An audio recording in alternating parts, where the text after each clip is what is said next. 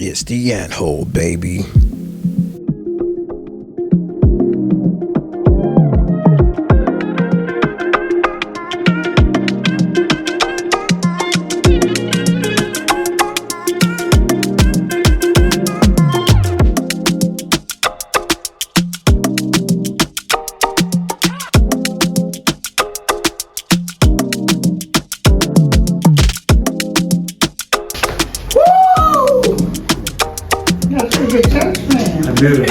Praise the Lord. Praise the Lord. What's up, everybody? It's your boy Antonio Gillings. This is the Ant Hole Podcast, and we're digging deep tonight with a very good friend of mine, Shanyka Jackson. Government. Come on, Shanyka. And we have a guest in the house tonight, Miss Herring. How you pronounce your last name? Herring like a fish. Herring like a fish. Karmen Herring. Everybody put your finger together. Herring like a fish. I didn't know how they taste. Well, you know, I'm allergic to fish. Oh, you are? I am. Wow. I didn't know that. Yeah. I can only do shellfish.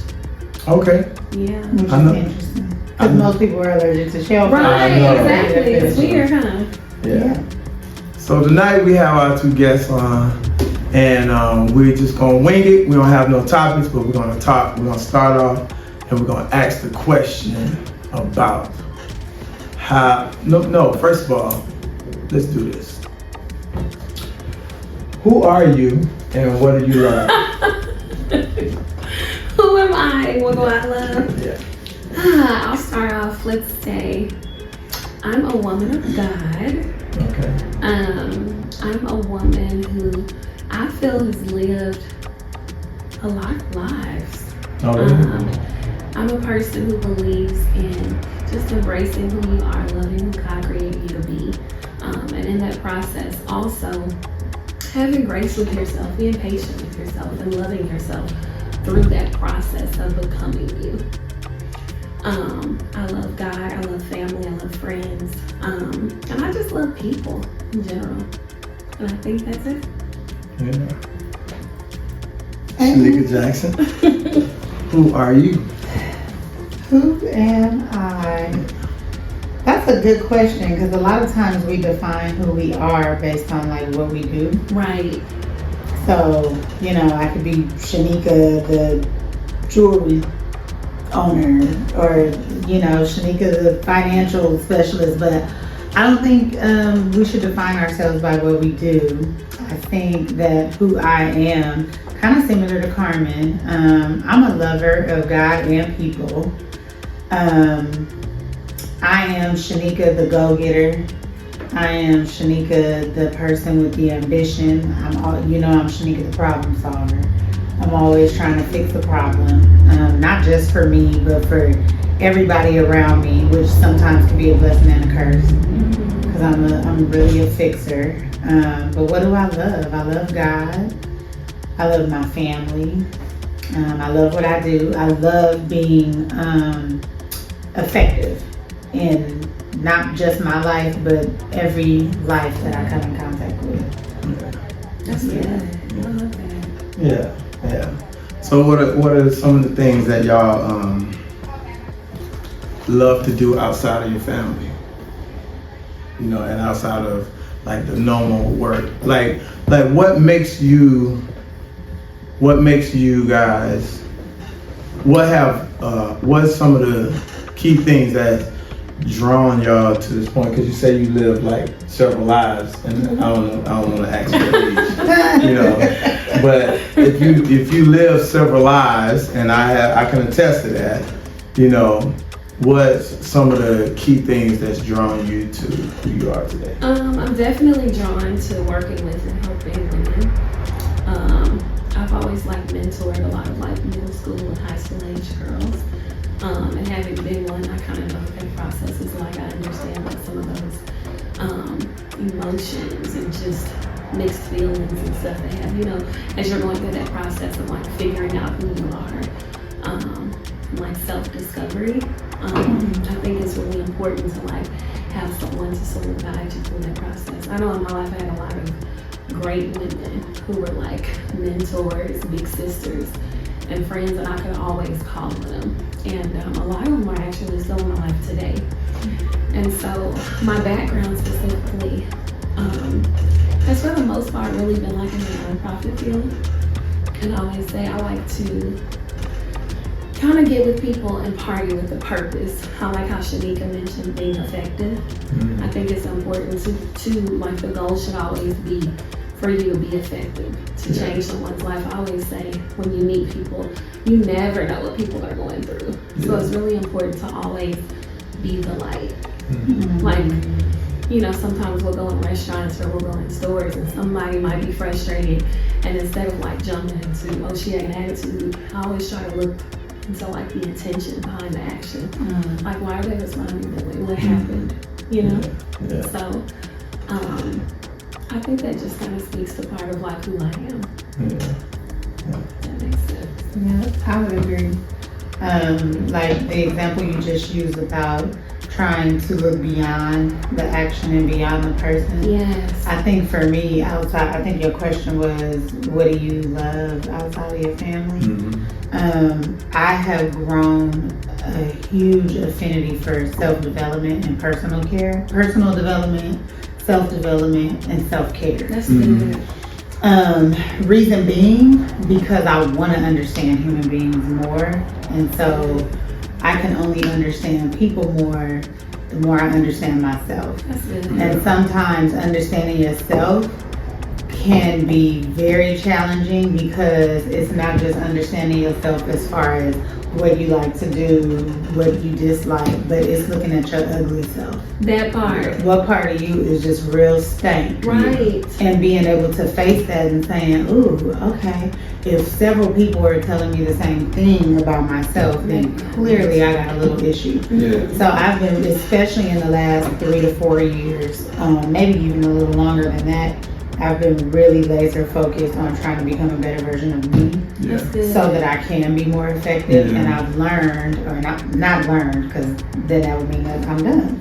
But I've been learning more and more why people move the way they move, why they react the way they react, and really it allows you the opportunity to have more grace. Yes. Yeah, that's good. That's good. That's so good. So Yeah. While you were talking, I was thinking about personal accountability. It's pretty much what I'm hearing. So important. And you know, it's hard to look at those negative parts of your life when you have been the common denominator in all your relationships.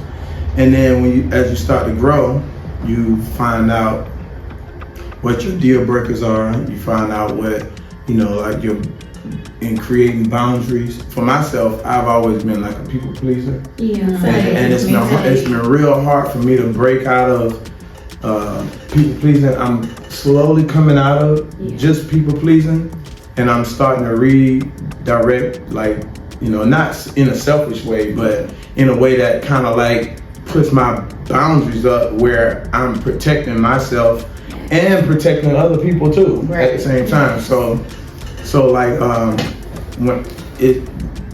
within the last 3 to 4 years, with becoming a new version of myself and setting boundaries, I've noticed that those people that kind of know you as your old self and want you to be in those controlling situations, when you start to break out of the mode of being controlled by antics and stuff, and you value yourself, you're like, oh no, I'm not doing that. Then you start looking like the bad person in a sense. Yes, you do. because it's uncomfortable for them. Because they don't know that person. Right. They don't know that version of you. Right. And I don't like it. They don't either. I don't like They're you. I don't like you being free. I want you to be in bondage. And that's to me how you figure out really- which relationships are really the meaningful ones. Yeah. Because if our relationship is based on me controlling you or you controlling me, that's not authentic. That's not Right. pure. That's not the relationship you need to have. Right, because you don't really want the authentic me. You want The who version you want me to that makes be. you comfortable. Exactly. But do you guys struggle with there was something that you said that that kind of threw up a light bulb in my head. People pleasing. So for me, I found it challenging, Because I was also a people pleaser. Same Heavy. here. Same here. Just like me and you were talking about earlier, like, it's okay to say no. Like, It is. I can't That's do that. always been so hard for me. Yeah. Even now, it's a process because people get to know you. They come to know you as, like you said, the problem solver. Oh, ask her, she'll do it. Mm-hmm. So when you do start saying no, it's like, It's a problem. well, what is she doing? Well, where have you been? Well, why haven't you? And it's like, I'm taking time for me. I'm doing what I need to do for me. Mm-hmm. And don't take it personal. It has nothing to do with you. It has everything to do with me. So here's where I've been challenged with that is I have to find the balance in all of it. Mm. Because I feel like In all of what? I feel like I've gone from people pleasing to I don't give a dang. Yeah. And I don't want to be so far on the other end to where I don't consider people at all Right. or consider, you know, other situations at all. But I get to the point where I'm like, oh well. Yeah, I think that you're smart enough to have a healthy balance of like no, in the sense of like what I've learned too is like no is a complete sentence. It is a totally And so I think that we all when you have had many lives within the life that we have, you develop a healthy balance of like discernment of like, man, I know how to read people. I know how to like, I know when a person needs to be stern. I need to be stern with somebody or not. Yeah. You know. Yeah. And so like I think that when you are in that element of like, I don't give a dang, that's the person that needs that type of relationship. Yeah. You know? It's true. And being able to discern those moments of, you know, who you can. Sometimes you give people an inch and they gonna go all the way with Yes, it. they Well, that goes back to what you was just talking about, grace. Like, so you know who to have grace with. And who not. Yeah. Mm-hmm. That's why, like, you know, the scripture says grace and mercy. Like, you know, it's two different things. Right. Like, and a lot of times with us as individuals, we have the same characteristics of God as God. So, because He created us. So, when it comes to grace and mercy, we either gonna have grace, or we're gonna have mercy for you. But one way or the other, you might still get some wrath with that at times. You know. Yeah. Because sometimes you deserve, you know. And sometimes it's just needed. Mm-hmm. Like you have some people who are literally just opportunists. So they kind of move through life trying to see what they can get out of people. Right. That's why, like the question you asked at the beginning when you said, "Who are you?" Because a lot of times, especially when you're in cities like LA's or Atlanta's or New York's, you know, there are a lot of people who can't tell you who they are. They can't introduce themselves without saying what they do. Right. And it's like if everything you do is based on, if who you are is based on what you do, then who are you without that? Right. Like, where's your value without that? Mm-hmm. Which is the reason why I asked the second question of like outside of like your work and your family, like what are those things that kind of like get you going or make you who you are? What's gotten you to this point? Yeah. That's a really good question Yeah. too, because if, like Karmen just said, if you were stripped of all those things, then where does that leave you? Right, like who are you after all that? Mm-hmm. I used to always feel like when I moved here, like I used to call my friends from home and I'd be like, it's just kind of weird because I feel like whenever I go places and meet people, it's like, hey, my name's such and such, I'm such and such. What's your name? What do you do? And it's like, how are you, like, if you don't know how to greet me without asking me what I do, like, that's a problem to me. Mm-hmm. That means you have some issues. Like, that means you can't say who you are without. That means what you're doing defines you. Exactly. Like, everything about you has to, it's based upon this thing, or this job, or this money. Right. And so without that, like you said, when you take all that stuff off,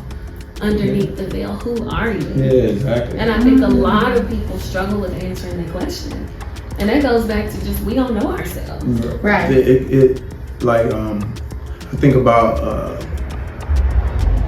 my daughter, like, you know, I just started this podcast and my first couple of episodes, I wanted to just be me talking about who I am and stuff. And my daughter called me one night when I was setting up everything. She was like, Dad, I would love to do it. So I tapped her into the phone line and we did it by phone. But she asked me, she said, Dad, and this is a question she was asking me off of everything. And she said, Dad, are you going to be 100% authentic to who you are, or are you going to care about the way people feel? Are you going to tell it like it is? And I was like, you know, let's shoot it. She was like, I would love to do it. So we did it. And when we were doing it, she asked me the same questions. And I said, like, I care about what people say, and I'm authentic. Yeah. So it's like I find myself in the middle of, like, I'm 100% authentic, but I also care about how people feel. Right. Like, you know, regardless of anybody's social background, their race, their sexual belief, anything, I accept people for how they are, even if I don't believe that, you know, in the things that they're doing. I think that's a good point too, because you know, all of us were raised in church. Yeah. And being Christians and being raised religious, and we tend to prejudge people by what they do or what, you know, how they carry themselves or what they say or whatever. And I think that all of that, all of what we're talking about is a part of that grace factor. Yeah. Like, we always look at the outer person and instantly draw a conclusion, but we don't know if that person is, I don't know, a drug addict, or if that person, whatever it is that may be wrong with them. Drug addicts. Everybody has a story. Absolutely. Everybody has a story. Yeah. And I don't think anybody comes into this world with the intent of having a messed up life. Right. That part. And so I think that having that grace, you know, again, back to being a Christian, I think sometimes, you know, having been raised in the church, and we sometimes get this fixed view of what a good person looks like, right, or what a good person should be like, or how they should act, or how they should speak, or whatever. I myself, raised Christian, always been in church. I come from a very ethnic family. Right.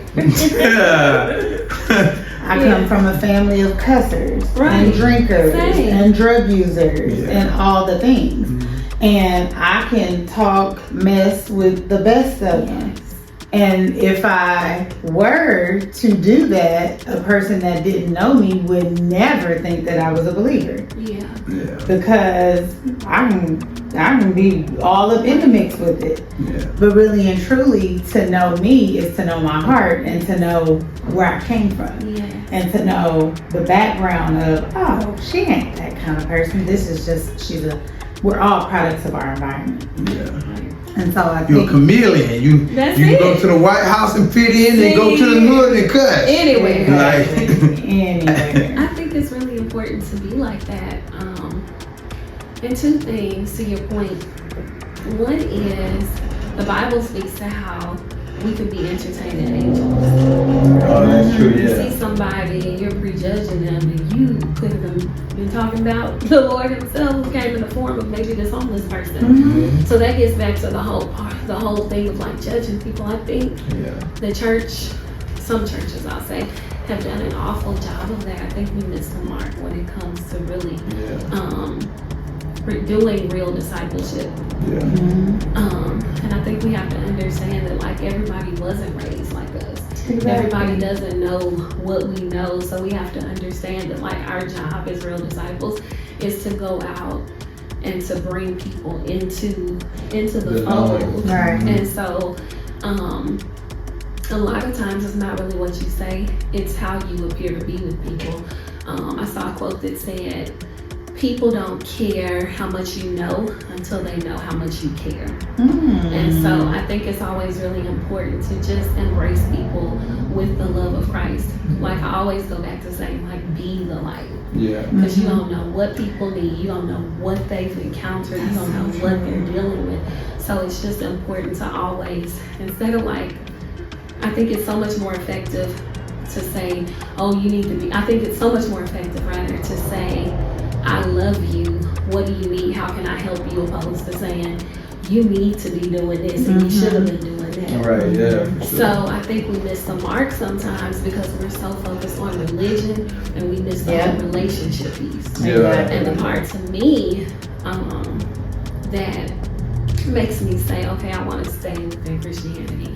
I want to evolve in my relationship with God is because when I read the Bible, from what I see when Jesus was on earth, he was around everybody. Exactly. He wasn't sitting up in the synagogue with folks like those were the folks that crucified him. He was out there conversing with the woman at the well, with all the folks who had issues. That's what he was doing. And he wasn't telling them like, you going to hell. No. He would bring the situation up, he would talk to them, he would teach in parables. But he never made people feel judged. Right. Yeah. And I think we miss the mark so much when we start looking at people and saying, oh, you should be doing this and that, hey, that's against the word. Like, that's why I said, who's without sin cast the first stone. Right. Everybody had to drop it. He should have threw it. It's like, who are you? Like, we all have stuff. Ain't nobody sit up here and act like, oh, you know, I'm just perfect and I haven't done anything wrong in this life. Everything I do is real. No, we're all, because you know, if we were going to be perfect, we wouldn't need Jesus. Right. That's the thing. It's like if we're perfect, we don't need him. Right. He was here, he came for us. He died so we would have another chance. So if we're going to sit up here and act perfect, then we may as well dismiss him. Right. Went to Cancun and this white guy, he was like, man, he said, I know God mad at me. I was like, why you say that? He was like, because I know I could get it right. He said, but I don't want to get it right because I love being here on earth. He said, because I know if I get it right, it ain't no more work for him to do, so he's going to check me out. He said, but I like being on earth, so I mess up on purpose sometimes. I was like, wow, I understand. Yeah. It's funny too, like this new job that I just started, like I'm dealing with the public, like all day, every day, and you literally get a plethora of personalities, all kinds of people, happy, mad, angry, indifferent, like all kinds of stuff. And so when we get really, really busy, it kind of gets hectic. And so we're trying to navigate through, okay, who needs help with this? Okay, they've been waiting for 20 minutes. Let me make sure they have what they need. So we're doing all this shuffling, but you will 9 times out of 10, you're gonna have that customer that's literally pissed off. And so last week, or it may have been this week or last week, we had a customer who was pretty heated or whatever, and they were very expressive. And I noticed, me being a new person, I get to really observe everything. I get to observe the personalities of my coworkers, of customers, everything. And so I noticed that some of my colleagues was kind of giving, you know, it was energy for energy. It was an exchange.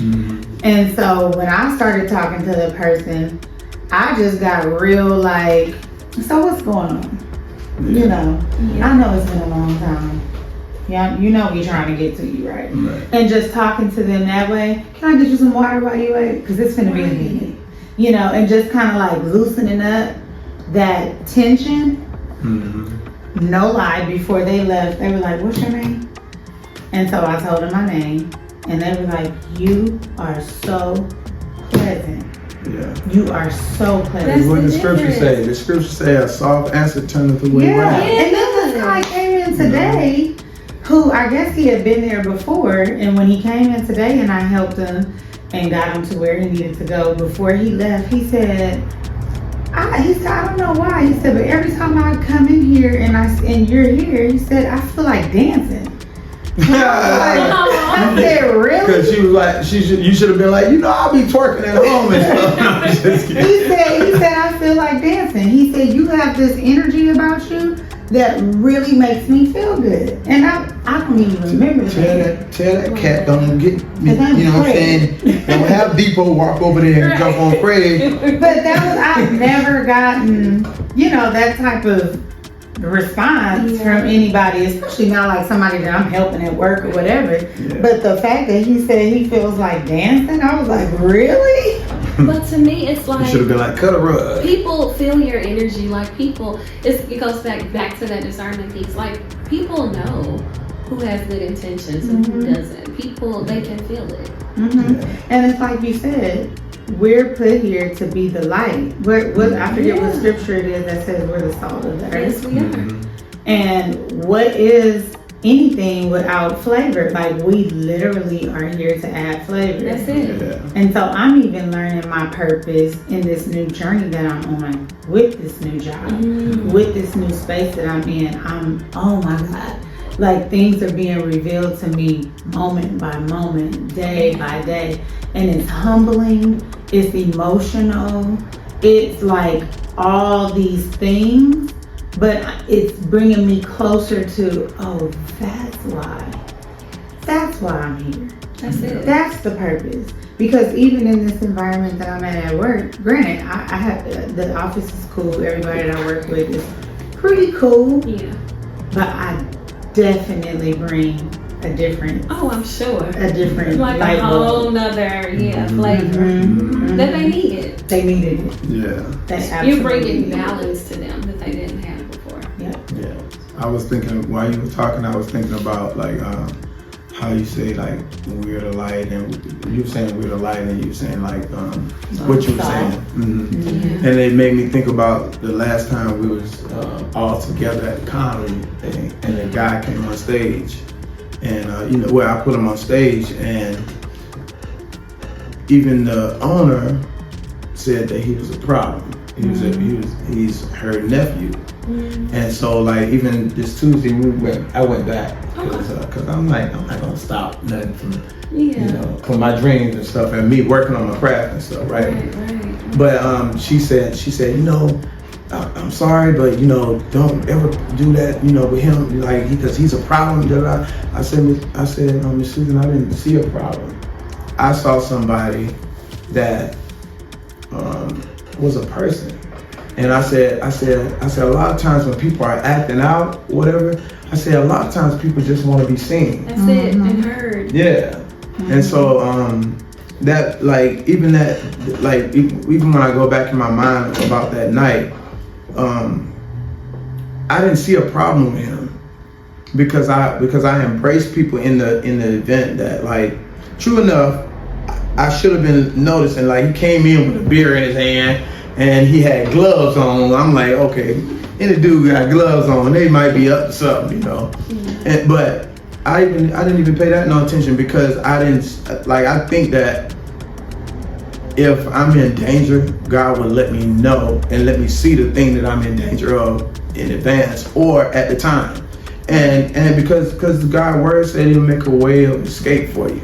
And I believe that. And I believe that when he showed me the way of escape in any situation, that I'll be obedient to follow. But I didn't see no problem with the guy that night. And even when it came to him, he thanked me because he was like, man, nobody ever put me on.